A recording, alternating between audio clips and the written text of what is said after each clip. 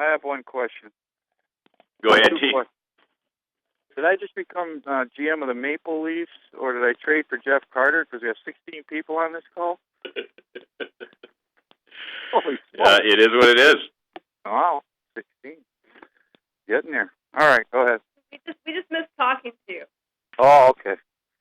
Could you just did it just become evident that Simone was not part of Daryl's system and what Daryl was trying to do, no matter how hard he'd worked to come back, more or less? Well, I think that's, there's just a number of things. I mean, obviously a veteran player whose game's, clearly defined, and is a very good player,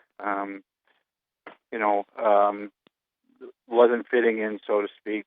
That said, I still, this is an NHL player that's proven to play on a good team, so you don't do this unless you feel fairly comfortable on what you have coming through the minors. So, not the same thing, but it's similar like when you move Jack Johnson for Carter, where you don't do Voynov coming through. So we feel pretty good about our depth up front in the system. And so that opens up a roster spot. I mean, that's one of the things that's very underestimated in juggling, particularly during this shortened season and so many games, is juggling roster positions and having access to players. So this, frees up a roster spot, allows us some flexibility. And then obviously, too, it does allow us a little more flexibility in terms of, space and cash at the deadline. So, in the short term, Dean, does that mean that someone's getting called up from Manchester to take that roster spot? No, I don't think. We still have Brad Richardson. There in the, I guess you call it the 13 hole. I think the other thing, don't forget, we're looking at is given, when I talk about roster, and I don't want to get too complicated, but, we will be getting, I think we're probably headed towards maybe carrying 8D instead of the two extra forwards. So that's the other thing we're looking at, because Marty could be coming back here shortly, and, and we'll see about Willie Mitchell and stuff. But I think given the way the premium placed on defensemen now, we would probably, when we tighten up the roster, use 8 spots for defensemen and 1 for an extra forward, and then use those kids that can go up and down as, guys that go up and down and don't take up a roster spot unless there's an injury or something.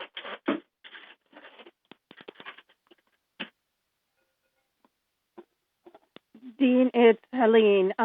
Just wondering if you can update us. You mentioned Martinez and anything on Willie Mitchell as well. Well, Martinez is certainly on schedule. I don't know if I can put a number on it, but I think, originally we were looking at 2 to 4 weeks, and I still think, that's in the ballpark here. So safe to say that original prognosis still holds. Greeners might be a little ahead of schedule, but that's still a ways off, given the gravity of the injury. And Willie, I guess it's fair to say, though, that, the one good thing that happened here in the last couple of days is he did say something fairly positive to our trainer in terms of possibly coming back. He had another procedure done on him today that he thought helped him the last time, so I don't want to get into medical terminology. No, it's not steroids or anything, but it's something he wanted to try. So apparently, he did this a couple weeks ago, and it helped him. He's doing it again now, and again, we're kind of still in that same holding pattern, though, overall. That's the frustrating thing. That you can say there's a timetable on Marty and a timetable on Greener, but there's really no timetable here. So that is what it is. Dean, did Simone ask for a trade, and were the Flyers the only one in the mix here? Pardon? Did Simone ask for a trade, and was the Flyers the only target in this deal? No, he didn't. He didn't, but so no, at this point, having done it today, although, secondly, as far as, I'm not denying that this is a good player that I've known a long time, and I know that if he wanted to go anywhere, that would be the place he'd want to go. So, I figured the worth was probably around a third is something if I want to do it at the deadline, and we kind of did it in a way that it's got a contingency of fourth to a third. So I was satisfied with that and being able to put him where I know he'd be happy. And this is a player that came to us as a free agent, and so he chose us at the time. So given that we had to do this, if I can, I will certainly put him somewhere I know he'll be happy.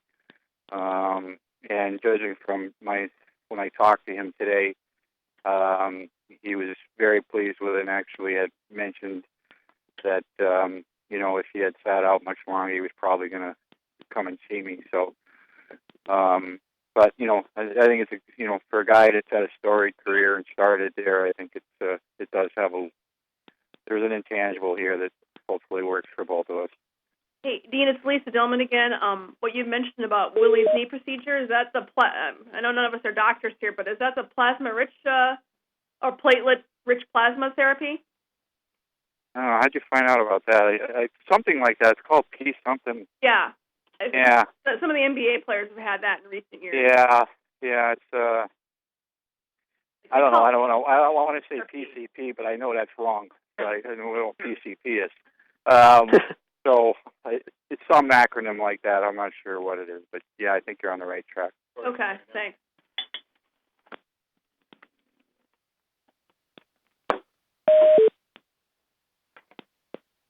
So the Gagne decision had really nothing to do with Gagne's performance. It was mainly space and freeing up space and money considerations for the future. Minor. No. I said the money is secondary. I mean, the player wasn't. I think the term used, was fitting in. Not being in the lineup, and so I think the first question. That's your first touchstone. Okay, this probably isn't fitting right now.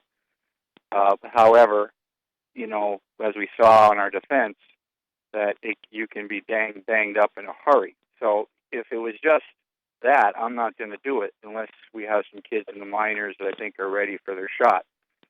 So that's the primary consideration, those two. The byproduct of it is, yes, okay, it frees up space. You get a draft pick that you can either use at the draft table or I can use later to trade, and it does free up a space. But this was not in any way motivated by cash and space per se. Heck, we got plenty of space. I mean, for this year, we have $7 million in space. So, but it's a byproduct of it. So, but it's not the motivating factor.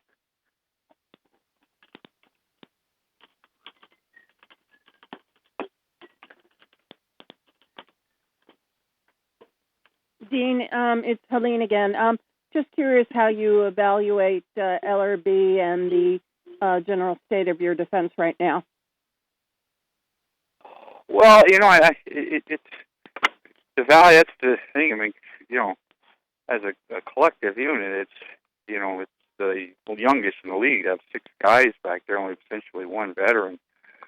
So it's an ongoing process, and that includes Drew and Voynov. I mean, so it's not only the kids, LRB and Drewiski and Muzzin, who are just filling their oats, but you've got Voynov and Drew playing clearly expanded roles. This is the first time in Drew's case where he's killing penalties. He's not being sheltered. He's playing against top players, and his minutes have grown, and the same with Voynov. So you start there with your top guys, and you watch the evolution of that. Eventually, that's always what you envisioned with those two to be your Suter, Chelios, Niedermeyer, Pronger type thing, where those 2 top guys, but both of them are still very young.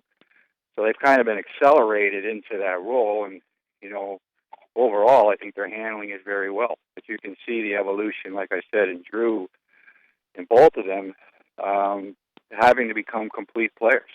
I mean, they never killed penalties last year, and we were always, and at least with Willie Mitchell there, you were able to shelter Voynov when he had to play against top players. But that's not there right now. As far as the other two kids, it's, I think you see, like any other learning curve. Obviously, Muzzin is, his game last night was, pretty special, for a young player breaking in.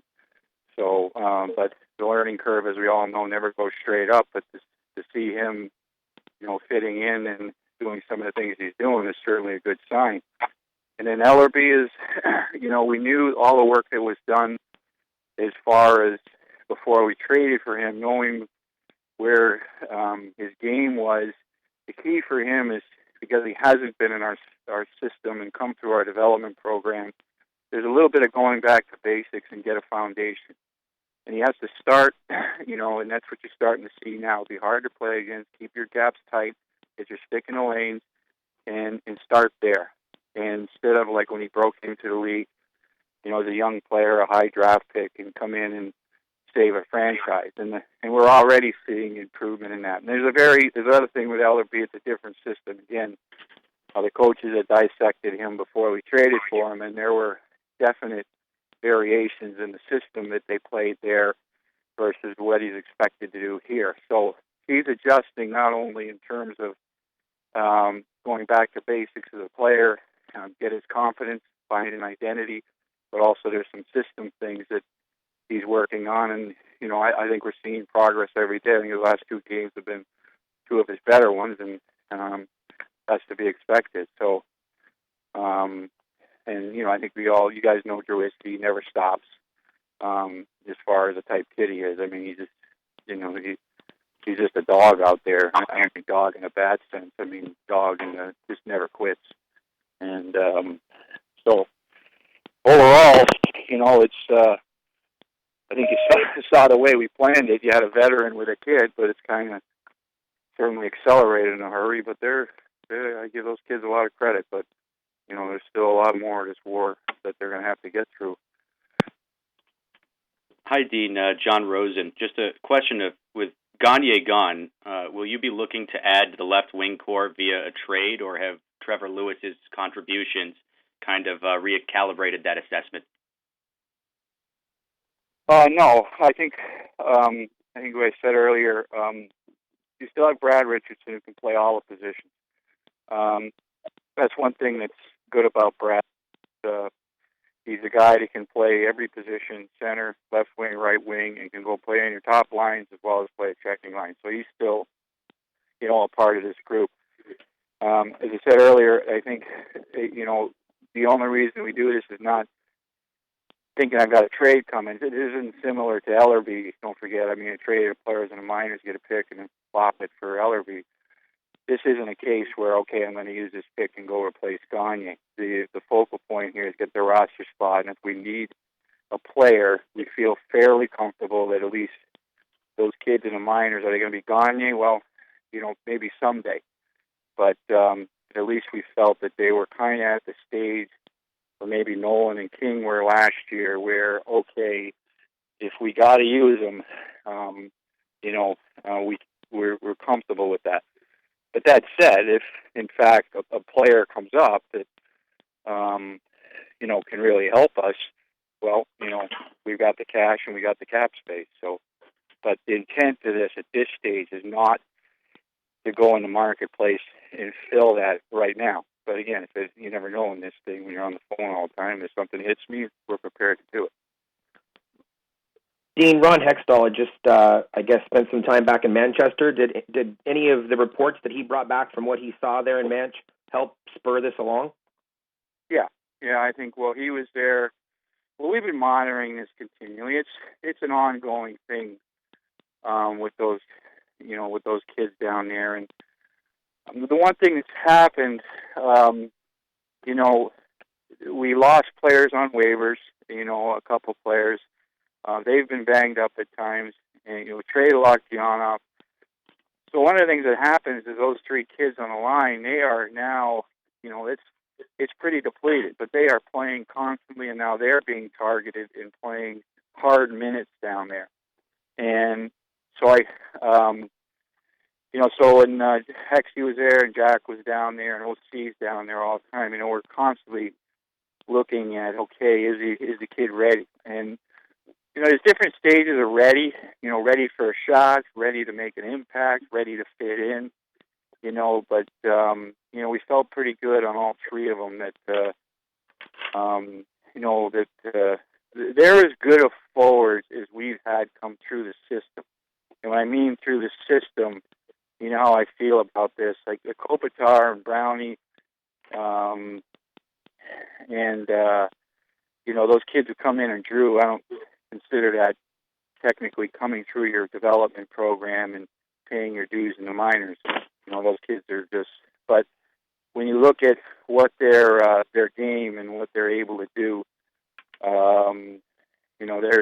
they're good hockey players. But again, they're still very young. But and I think the other thing, don't forget, part of we firmly believe Waynoff's success is the way he did pay his dues down there. I mean, his game has such a solid foundation to grow from, and so much of that is a tribute to him. When he was 19 years old, he was the youngest player in the American League, and how he stuck with it. When the Russians were coming after him, he could make $1 million over here. When he had to play in the minors during this lockout, he could have easily asked to go back. Obviously, it was a lot of money. He said no, and he played his bag off. And his growth as an athlete and as a person has been off the charts. And I think a big part of that is because he did pay his dues down there. And so, now, hopefully these other kids, what they're going through now, is going to pay off. But I think like I say, we feel at least with Gagne that we were okay in terms of giving these kids a sniff. But, it's a long-winded answer to your question, but certainly Hexie's reports down there, and when Jack was down there a couple weeks ago, at least certainly contributed to this. Dean, hey, it's Dan Rosen with NHL.com. How has your evaluation of your team changed over the last 2 or 3 weeks? Has it at all? I don't know. I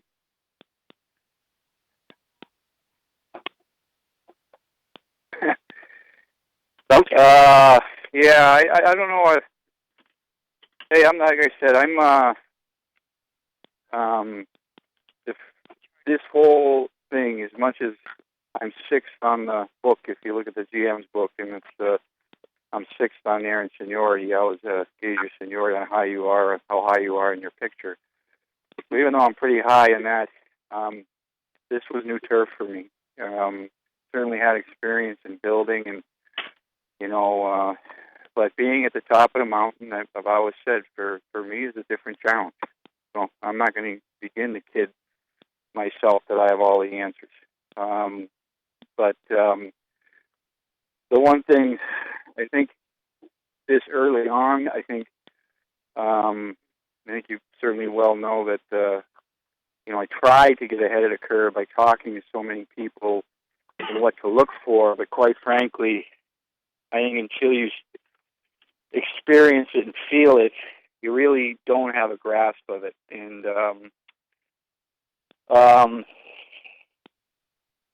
when you have to change your value, what's these guys, the whole team's back, and they were Stanley Cup champions. I think there's an issue of them, this whole hangover stuff. Becoming emotionally attached again, I think is a difficult thing. And but as I said through this process, and will continue to say, the challenges they face to get to the top of the mountain, it's a different challenge, but it's a challenge, and they've shown they can meet it every time as a very young group. And so whenever we were going, what we're going through, and in the back of my mind, I said, you just can't. These guys are showing you how they've gotten through the hard times. I've always maintained the character in that room, the competitiveness, the caring for each other, which is one of the reasons I brought them all back, was not only their ability, but the fact that they were a group that clearly cared about each other and cared about the right things. And so, is an evaluation change? Not. I don't think that's the right word. It's I don't know. Yeah, it's probably one of those things. Once you're done getting through it, I'll have a better handle on it. But so I'm sorry to be so nebulous about it, but that's the way it is. You're talking about an emotional feeling that these guys have. Nobody got any older per se. Nobody got over the cliff. This was a very young team last year. You got 9 guys there, 25 years and under. I think the only other team that come close to that are Edmonton and Philly. And so they're growing all the time. And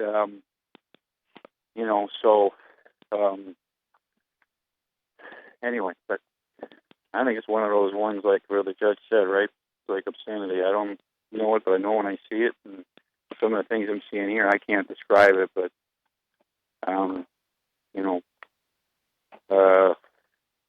again, that's when I've been through it or I retired. Then I'll have a perfect handle on it, like John McVay did. So anyway. Dean, if you're going to stay with 8D, is it safe to assume that if you make an ad down the stretch, that type of player on defense would be more like a Matt Green than a puck mover? Well, I said that eventually when everybody's coming back, that's kind of what I'm looking at. But we're clearly not there now. I mean, we're still depleted there. But I was more like looking at when Martinez comes back and even going forward to this year and beyond. What was the second part of your question? Would it be more a Matt Green to fill the void of Matt Green, a stopper as opposed to another puck mover? If that's down the stretch, would that be the need there on defense? Well, I think it seemed the way we had planned this. I think, those who, I guess, were with this process at the beginning, about the boxes and things, and we saw that last year. Generally, you had a stopper with a puck mover. I know we talked about, in the Detroit thing, everybody was going towards puck movers and having 5 puck movers. Game was changing and everything else, and it depends what you believe in. So, and obviously, that's what we lost in Green and Mitchell. So, if you still believe in that mix, then sure. But that said, the one good thing about it, again, there's always, and this has happened too in the past with good teams. If you can turn the negative into a positive, because you're right on. You lose part of your identity back there, and you heard, even during the playoffs, man, these guys are hard to play. They can make you can't get on them. They move it. How many times you hear the last 2 series, man? When you get on them, they make the play, and then when they're on you, they're hard. But the one thing that, as I go back when I was talking about Ellerby, these are still in Muzzin. Muzzin has shown he can be physical. Even when he first came up 2 years ago. These aren't small boys by any stretch, and one of the reasons we like them. And they start with a big frame. So they've shown they can be physical. Now it's about doing it all the time. And when you know how Darryl is, it's like you don't sit there in the blue. You go close that gap. We will deny the back of the net. You go dot the boards, that play ends. You keep your gaps on the rush. These kids are big kids and physically can handle it. But it takes a while, just like it took a while for Greener. If you go back in Rob Scuderi's career, this, he wasn't shot out of a bottle. This evolved. So we're hoping that these kids put in this situation and add that to their game. But right now, as you see, obviously Muzzing's showing he can do some power play. But in terms of the overall mix, just look at what we've lost, and if you still believe in that, that physical stopper, it's a big hole. But we've got to adjust. And these other guys are going to have to pick up the slack. Even Drew and Boynop, if you see, they're more physical at times this year. Drew that hit last night, thinks he's done it before, but you can see these guys getting better in terms of winning these battles. And part of it is you just look at Boynop's body, how much more it's matured. You know, so every one of them's got to do it if they're going to play for Darryl. Period. Dean, you mentioned Rob Scuderi. He's obviously unrestricted over the summer. Any conversations yet about bringing him back? And if not, will that process start at any point? I think it's fair to say that we've had some informal discussions at this stage. I wouldn't say we're gotten the meat of it, but it's fair to say that we've had some informal ones. Is it important to get him under contract before maybe looking at that defenseman that you talked about, you know, later on in the season here before the trade deadline? Or are those two? Yeah, I think it's fair to say that we'll, you know, it's something we'll continue to look at, and you're probably right in the sense that it would make a lot of sense to heighten this before the trade deadline and before the season ends. That's for sure.